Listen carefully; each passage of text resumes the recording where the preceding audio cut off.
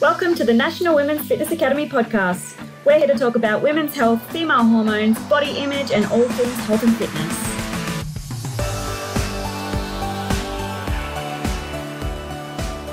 Hello girls, and welcome back to another episode of the Women's Fitness Academy's podcast. I'm your host, Siggy, one of the WFA's educators and a women's online coach. Today, I am joined by the lovely Micah, who's actually at the moment traveling Europe, lucky girl, who has an online coaching program called the Female Transformation Formula. If you haven't heard about it, go check it out. She specializes in female body recomposition and helps her clients to lose body fat, build muscle, get strong AF, and optimize their health to get in the best shape of their lives. Now, Micah believes that the best shape of your life is not just about achieving a physique goal. It's about striking that perfect balance between physical fitness, mental performance, and lifestyle. And you know what? This is exactly why I have invited her today to have a chat to me about all of this so you girls can learn a little bit more. So welcome to the podcast, lovely. Thank you so much for having me. I'm very excited to be here with you today. I'm excited to have you. This podcast is going to be epic. Now, before we dive into the business, spicy kind of, things that I know a lot of our coaches want to learn more about, I want to personally know what got you into the coaching industry and, give us a little bit of a background story of like why you got into health and fitness. So originally I actually started out like working out in the gym when I was super young.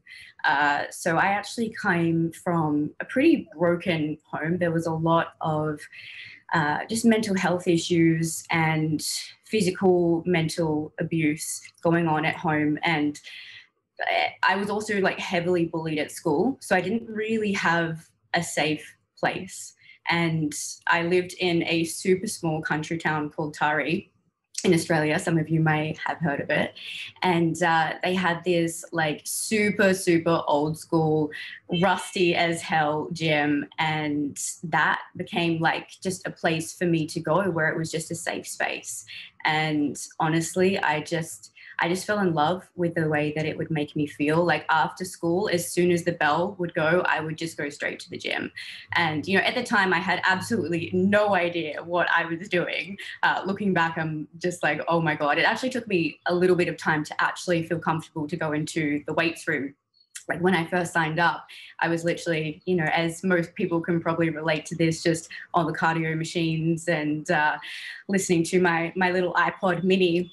And there was actually one girl that trained at that gym. Like it was just all men that trained there. And there was one girl, and I just used to watch her when I was on the cross trainer, and she never used any of the cardio equipment. She was always just lifting weights. So I feel like that's where I started to learn, because I was just like, okay, I'll just start to copy what she's doing. And that really helped to build my confidence to give it a go. And I just fell in love with it. And I just fell in love with learning as much as I could about it. I didn't really think of it so much like of a career at the time. That wasn't really something that was really that common back then. Like you had your like class instructors, but at the gym that I was training in, like there was not a PT inside. It was just, the classes and the gym owner that was there.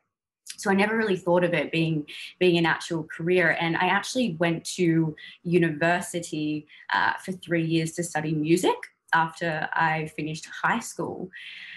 And I just got to this stage in like literally in the last few months of my degree where I was like, this isn't my passion. Like this isn't what I want to go all in on and do. And I was spending more time like studying and researching about fitness than I was actually doing my assignments for my music degree. So I actually made a really tough decision in the final couple of months when I was literally about to get my degree to not complete it and go all in on fitness and personal training. So at the time the way I was earning money was I was singing and doing gigs on the weekends for like engagements and parties and things like that. So the music degree did come in handy in the sense that I could then fund to pay for my personal training certificates. So that's what I did. And I really, really lucked out. I got a great job at a gym in Sydney called Fitness Playground. You might have heard of that gym, and that's where I started working from the beginning, and it all kind of started out for me there, and I got to meet some amazing people, work with a really, really cool team there, and just get some really cool clients on board and start my journey there as a PT.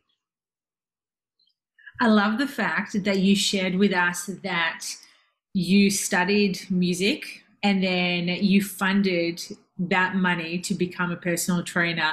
And I don't know if a lot of our listeners can relate to it, but I can relate to this in so many ways because I have a degree in photography, and after being a qualified photographer, I didn't want to do it anymore. I wanted to become something completely different.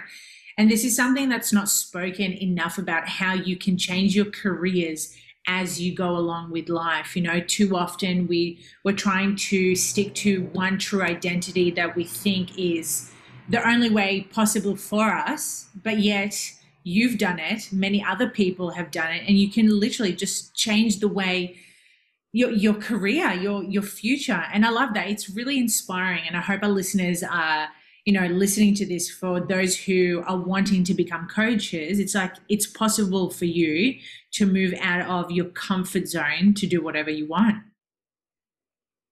Definitely, and you've got to be willing to try different things, and you just won't know until you try it. Like for me, growing up, like music was such a big passion of mine, and I have absolutely no regrets. Like I wouldn't be where I am today if I didn't go down that path. But you do have to really listen to your intuition with what's going to be the right path for you. You don't have to have it all planned out for the next 5-10 years. But yeah, just taking action on that feeling is the most important thing.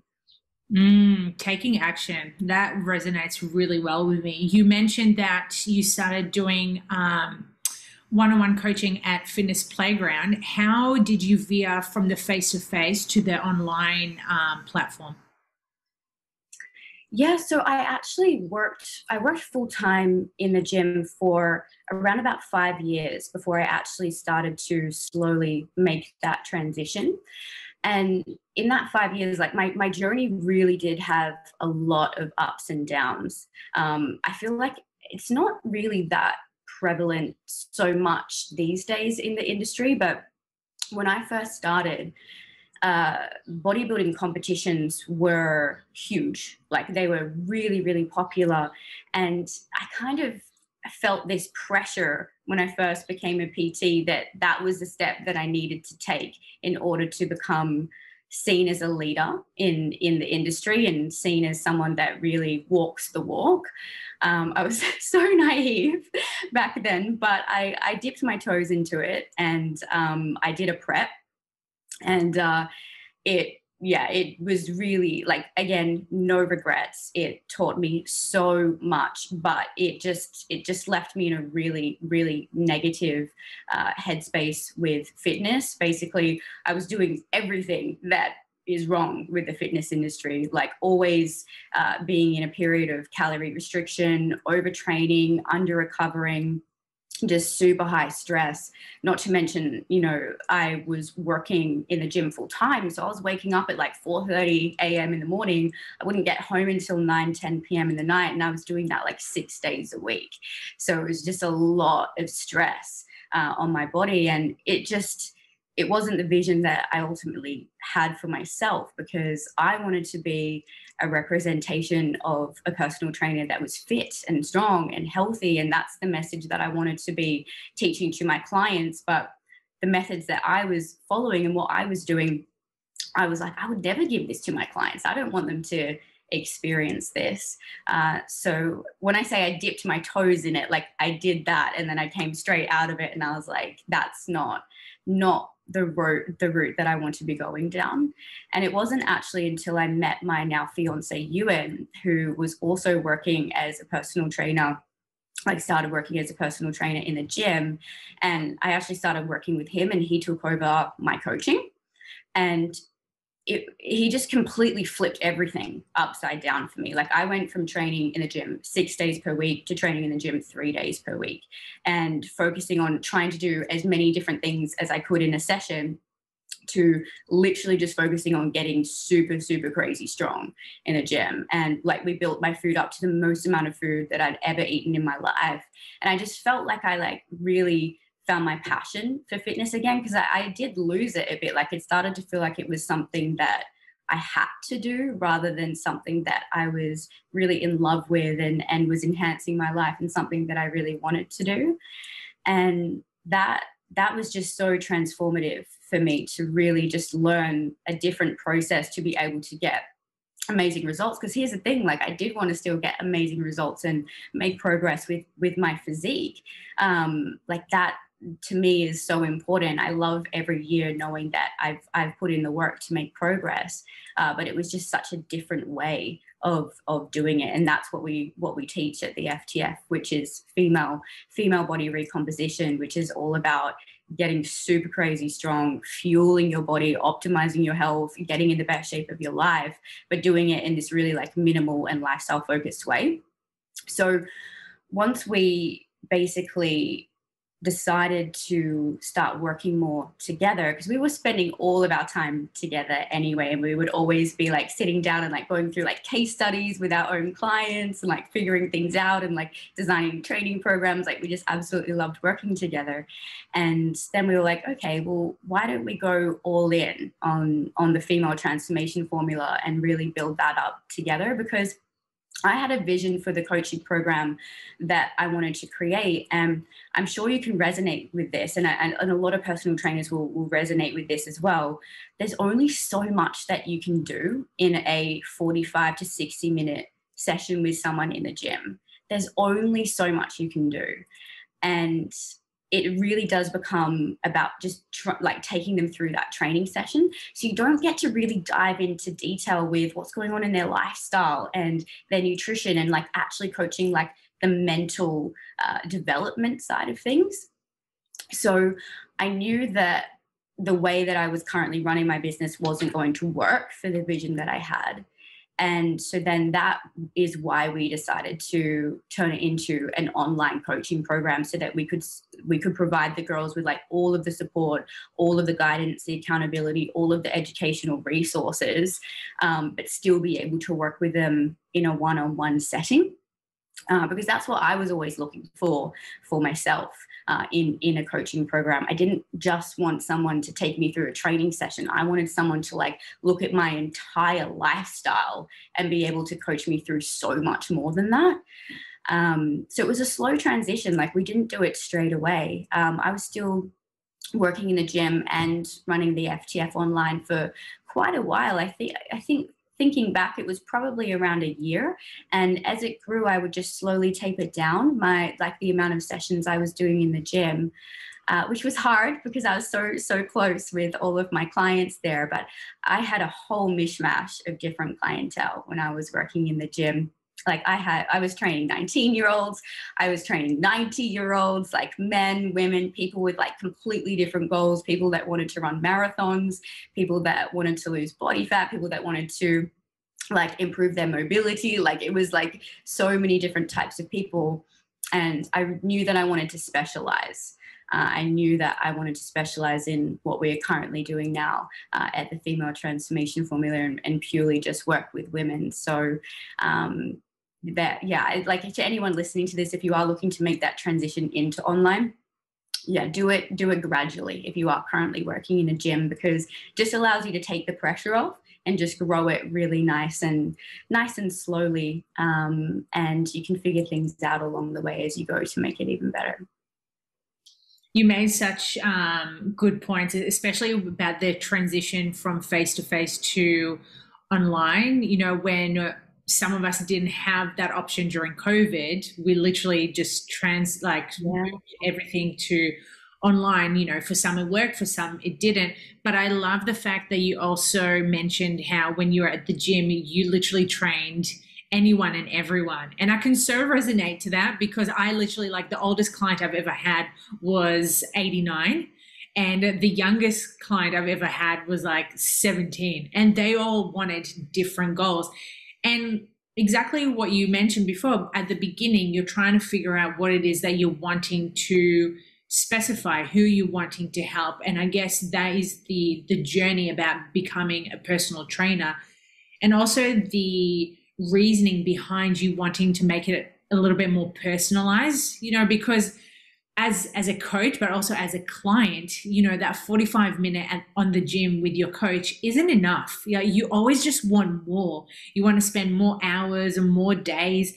And to get more value out of your coach, again, you will probably need to invest a little bit more than just that face-to-face time with them. Yeah, if I was to go back, I would do what we teach, because I actually run a one-on-one mentorship for female personal trainers that are looking to make that switch into online as well. And one thing that we teach them inside the mentorship is to do more of a hybrid model. And I really love this because it allows you to set your whole business up as fully online, but then you can add the additional in-person personal training sessions into that as well. So then you've got all of the structure and you've got all of the support for the client, and the PT session where maybe they come and see you every fortnight or every month when they have a new training program that they want to learn, you want to be able to take them through so that they understand it properly. But that, I didn't really think of doing that, back in the day at the time, but that can be something that can work really well for people as well, because sometimes you still want to keep that, especially if you are based in a certain local area and that's where the majority of your clients are. It can be really useful to just add on those additional personal training sessions, but then you've still got all of the resources, the one-on-one check-ins, and the time where you can dive into everything else with them. It's so important. I love the fact that people can still have the option to do hybrid, because, again, those who do enjoy doing the face-to-face have that option to expand a little bit more around that, but also around the online programming, which is beautiful. So combining the both, it's not only going to make you a better coach, but you're giving your clients a better service as well, more value. And speaking of values, what are some of your core values when it comes to your business? Oh, great question. I would say one of the top values is this idea of 10-star service. Like, that's one thing that I always come back to with every decision that I'm making around the business is, how can I go above and beyond for every single one of my clients? Like, how can I wow people? Like, how can I get my clients to be like, wow, like, that's something that I didn't ever expect? And just little things that you can do as a coach. Like, it really is one of the most fulfilling jobs, in my opinion, in the entire world. And you get to build these amazing relationships with people. Like, some of my clients I've been working with for years, years and years and years, and you go through so many different things with them. There's so many milestones that happen in their life that you get to witness and you get to be a part of. So that's one thing that I always come back to is just, how can we deliver a 5-star service and go above and beyond? And that's always in the back of my mind. Like, every time I interact with a client, every time I sit down and film a check-in back to them. And a huge part of that as a coach also comes back to like your own journey as well. Like, you'll probably resonate with this, like, when you're taking care of yourself and when your training is going well and when you feel like you're making progress in your own journey, when you're filling up your own cup and you're able to get yourself into a really good headspace every single day, like, the quality of your coaching just drastically increases, because then you can pour all of that love and all of that energy and all of that time into your clients. I absolutely love it. Like, if you told me to take a couple of weeks off coaching, I probably couldn't do it. I know. I think that's the beauty about being a coach. It's also resonating with our clients and knowing exactly what they're going through, because we've been through that journey that they're participating right now. And I totally relate to the fact that as coaches, we need to be leaders as well. And if we don't lead ourselves, how do we expect our clients to follow our path? You know, it works hand in hand. So when we're feeling like absolute shit, guess what? That shitty, leaky energy is going to go onto our clients, and then they're going to start feeling like shit. And it's just a whole, vicious cycle. So yeah, I'm really glad that you mentioned about the fact that taking care of ourselves is really important. What are some things that you take value in taking care of yourself? Training is a huge thing for me. I just feel absolutely incredible when I train. So I train 3 days per week, but those sessions, they just set me up for such an amazing day. So that's one thing that's just a non-negotiable. I always get my sessions in. We travel a lot, so we always just make sure that we've got access to a gym no matter where we go. Another side of that would be, it sounds so simple, but my sleep. Like if I get if I get less than like 8 hours sleep, like I just don't feel like I function at my best. So my evening routine is really, really important for me. I would say that's even more so important than my morning routine, because that sets me up for the next day. So I really love to, we teach all of our clients this. It's like a 24-hour focus exercise. So every evening before I go to bed and before the girls go to bed, they just have a few different questions that they journal on. And they're really simple. It's just around the day and like what went really well, what maybe didn't go so well, and what can they do tomorrow to improve themselves by 1%. And then after I do those journaling questions, I'll then literally write down a list of all of the actions that I'm going to tick off the next day. And I try and minimize that as much as possible. I don't want to be committing to too many different things. I'm a minimalist at heart, so that's really important to me. And then, just like dimming the lights down, putting some candles on, removing the screens, just really simple things like that allow you to just switch off and just get your body into a really relaxed state so you can actually, go to sleep. I also just recently bought a lavender essential oil, and so I'll like put that on my pillow and my fiance's pillow before we go to bed, and that's like so lush. It's so nice. But sleep, training, high quality nutrition as well, like making sure that I'm fueling myself with really, really good food, eating enough food. That's another big thing. And I usually take the day on Sunday just to like completely switch off from everything and just have a very either relaxing day or more of an adventurous day, depending on where we are in the world. I love that. I love the fact that you also mentioned about lavender. Lavender for me is like crack cocaine. I literally... It's with me all the time, especially before bedtime. Like having the essential oils is so helpful. And I resonate completely regarding us needing to keep it as minimal as possible and helping us to wind down. Because as coaches, most of our listeners are either coaches or wanting to become coaches. And it's too easy for us to be available 24/7 for our clients. And I think it's very important for us to set those healthy boundaries by setting, hey, if Sunday is going to be my day off, commit to it, even if people are messaging you or trying to call you or however they approach you, really setting that tone going, hey, you're setting the example as a leader to take care of yourself and teaching clients to respect that boundary, but also making them take care of their lives that way. Definitely. So my clients have access to me via WhatsApp, and basically what I tell them all when they come on board is I'm available Monday to Friday to answer any questions that do come through. However, I do take the weekends off my phone. But if they have questions, I'm like encouraging them, like still send them through, because like otherwise you'll probably forget what it is. And then I'll always just get back to you on a Monday morning. And I think it's just setting the expectations from the start. Whereas if you don't say that, then that's where the confusion comes in. And as the coach, you can then start to feel guilty because you're like, it's the weekend, like I'm spending time with my family, but I've got all these messages that I feel like I should be getting back to. It's like, if you just have that conversation from the beginning, then you're all sweet, and you won't attach any kind of any kind of negativity to it at all. I find what helps really well, and this is something that I've learned over time as well, is like batching messages. So at the beginning of the week is absolutely crazy for me with all of my client check-ins. But what I do in addition to that is I'll batch the messages that also come through. So I'll message the clients in the morning, and then like late afternoon, evening, I'll then do a second round of messaging the girls back on WhatsApp then. So rather than you like constantly being on your phone throughout the day, getting back to people, if you can just actually batch it, you're going to be so much more productive with your time.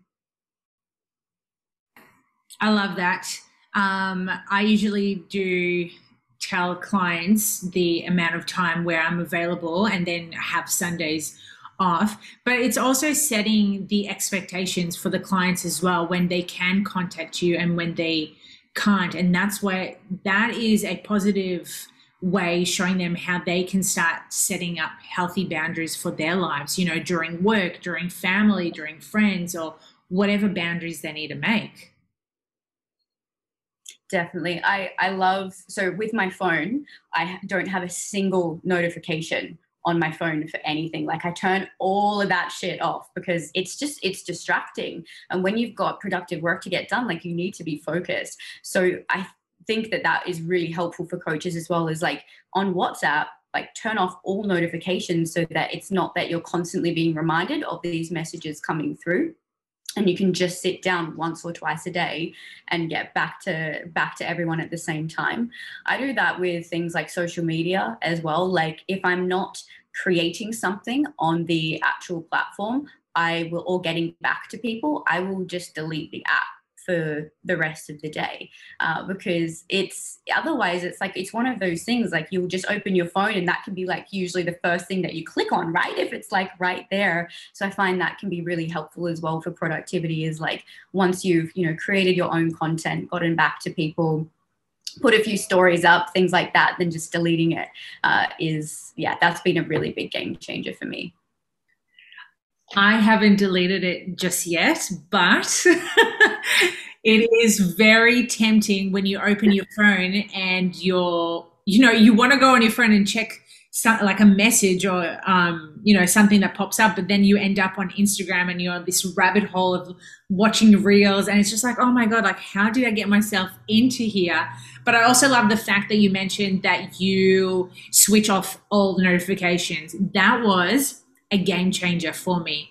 Massive game changer the last few years of not having WhatsApp or Voxel or my emails or Instagram or Facebook or TikTok. Like there's so many platforms that we're on. We don't realize how consuming it is to our mind and our eyes. You know, you're constantly wanting to like reply to everyone. But I love how you mentioned that you just setting those set times of the day to reply to clients or write emails or writing the content is just setting a really healthy way of running a business. Yeah, definitely. And I think this idea of like inputs versus outputs, I think it's so important to be so selective with what you're choosing to allow into your world ultimately. And, you know, this is going to be different for everyone. But when it comes to who you follow on social media and what type of podcasts that you are listening to and what books you're reading and the people that you are surrounding yourself with, like the environment that you choose to create for yourself is so, so, so important. And just for myself, like I know for a fact, if I spend time scrolling through social media, it doesn't make me feel amazing. You know, it doesn't make me, I don't get off the app and I'm like, oh, I'm ready to like go and crush things. Like, I don't feel like that. I actually feel a bit drained when I do it, and it like kills my creativity. So I just found that for myself, like the more time I actually spend off it, I'm actually way more productive when I'm on it. And I just create so much more space for me to feel creative. Because I feel like as well, when you're looking at like what everyone else is doing, it really blocks your own creativity. Whereas if you think about like whenever you've come up with your like best ideas, it's always when you're like going for a walk, you're outside in nature, you're in the shower, you're on a holiday, like you're spending time with friends and family, like you're doing things outside of that kind of that realm. So yeah, that's been something that's been really helpful for me. I love the fact that you mentioned how our best ideas come at random times. I literally had this conversation with Sophie, and we were laughing how we should put our whiteboards in our showers because the greatest ideas Yes. that pop up in the shower. For those who don't know, Sophie Allen was with us a couple of weeks ago, and we literally spoke about this, how your creative mind comes from a relaxed state. And I love the fact this resonates so well back to that message you mentioned before about having the time to wind down, giving yourself that space out of social media, from your clients, from the business, because that way you're able to get that creative juices happening again. And as business owners, creative is one of the keys to, running a successful business. Definitely. And coaching is one element to that, right? Like there's so much time that is going to be spent with clients coaching them, but then there's also so much time that you actually just need to spend thinking and allowing yourself to be creative and thinking about how you can best serve your clients. Like, for example, on a Thursday, my partner and I will sit down and we do like educational videos for all of our clients. And that is like spending the time doing that for the girls is so helpful for their journey, because then they have all of the like hours and hours of different resources that they can go to for different things. But that takes time, and that takes space, and that takes creativity to come up with the ideas and to systemize them and to simplify them and to record it all, so it's you've got these different layers to your business. And we all do. There is a lot of time in the day. It's just about finding it and minimizing things that aren't bringing you a lot of value and going all in on the things that are bringing you a lot of value and are bringing your clients and your business a lot of value. What's one thing that you have learned about yourself that has changed the way you perceived yourself as a coach, but also the values that you have right now with your business? Well, one thing I've noticed about myself. Yeah. That's a tough question. One thing I've noticed about myself. I think this skill takes a while to learn as a coach.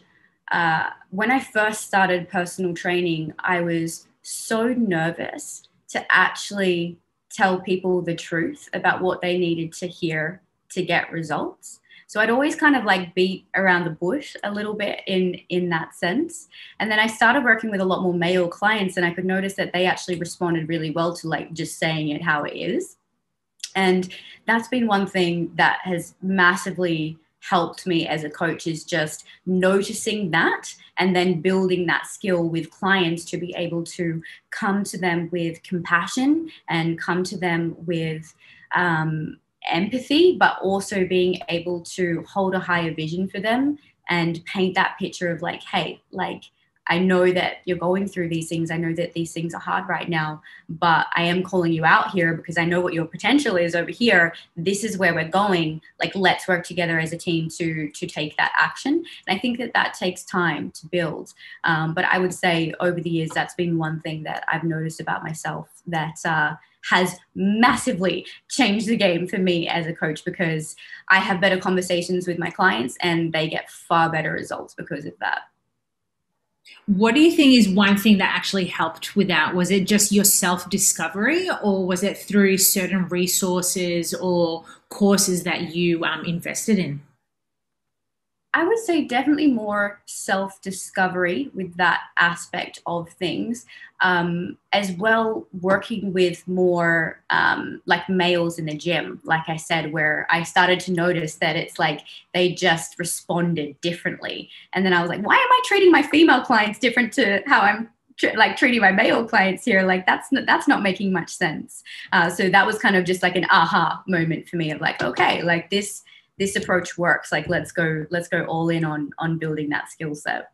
That's stuff that you don't really learn so much in courses when it comes to personal training. That's more just like hands-on experience, real world stuff that you learn.